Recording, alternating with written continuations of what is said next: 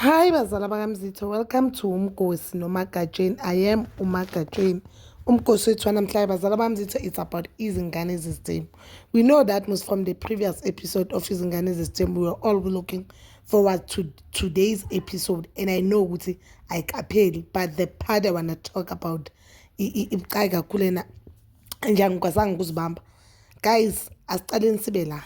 Ne? So today's episode we saw ukuthi they are still continuing ngale yadina yabo eSun City, and uMpumelelo usabuzwa kusakhona indaba ukuthi uVyakazi uVyakazi yabuza ukuba why athi she's no longer part of the Mseleko family.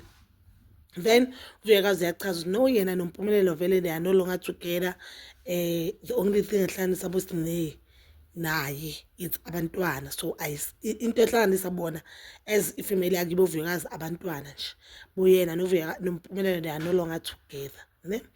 And guys, abakuyo yonke lento le ayikho into engiqasuna njengale ukuthi nithi nikhuluma into zomjolo, then I think isithembu mina yengisimele because umuntu bekabuza ama-questions lapha uTirelo, and guys, to be honest, uTirelo bangabuza ama-question.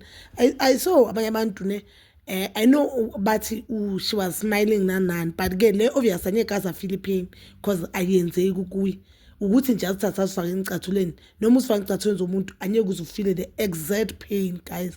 But ke what I've noticed ukuthi uMpumelelo yamamela uTirelo, because even if uTirelo abuza imibuzo uyaphendula, and aphendula ngendlela with a respect, and ushilo ukuthi yena vele uMpumelelo, so I think namhlanje ushilo reason ukuthi adelele uVyakazi. He said yena akakwazi ukusuka ne-energy yakuTirelo ayilethe kunto ngoba umuntu nomuntu udila naye ngendlela adila ngayo nayo ngakhona, and uzowachazela uTirelo ukuthi yes, you know, uTirelo thomambuza ukuthi ngiyakubuka ngendlela okhuluma ngayo, it seems like you don't care.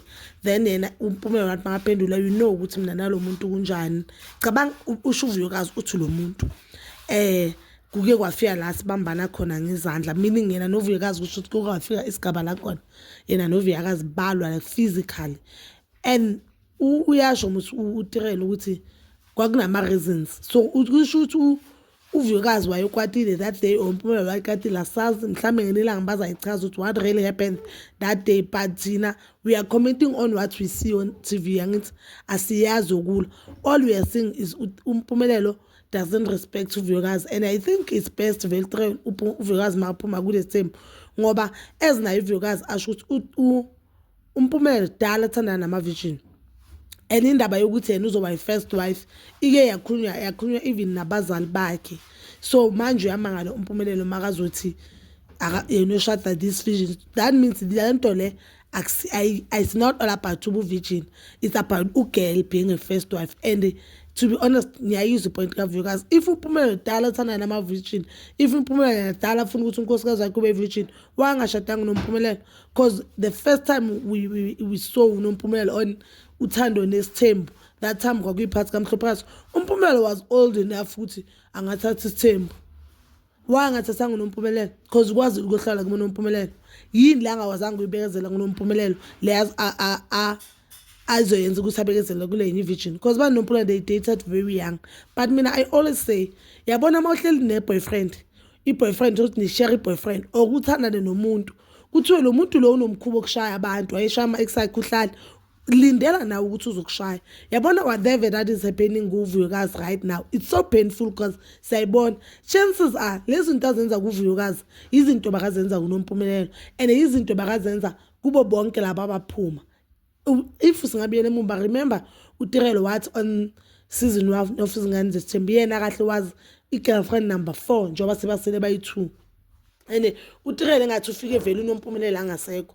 So you understand, that means aboNompumelelo bangakwazi ukubekezelela because wonke umuntu uyabufuna ubukhazikhazi, guys. Uze ufike kule point ukuthi yazi uthini nomfana ngeke ngikwazi ukumbekezelela nako konke abanako kubo, angeke ngikwazi ukumbekezelela, it's because of less than thousand. So asazi ukuthi what really happened, but ke kuko konke ayiso uSinay bekakhala, uSinay athi yena uVyakazi bekasamthatha njengosisi sakhe, and ngaphandle kwakonke okwenzeka on last week episode, we know that uSinay noVyakazi they were so close. Ngale ndlela ukuthi uSinay would post uVyakazi on ama-socials wakhe. And anyway guys, banomntana obahlanganisile which umhlophekazi ona-4.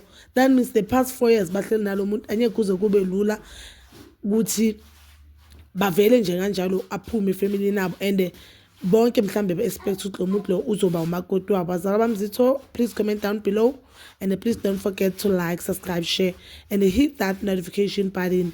Nginithanda ukuya nokubuya.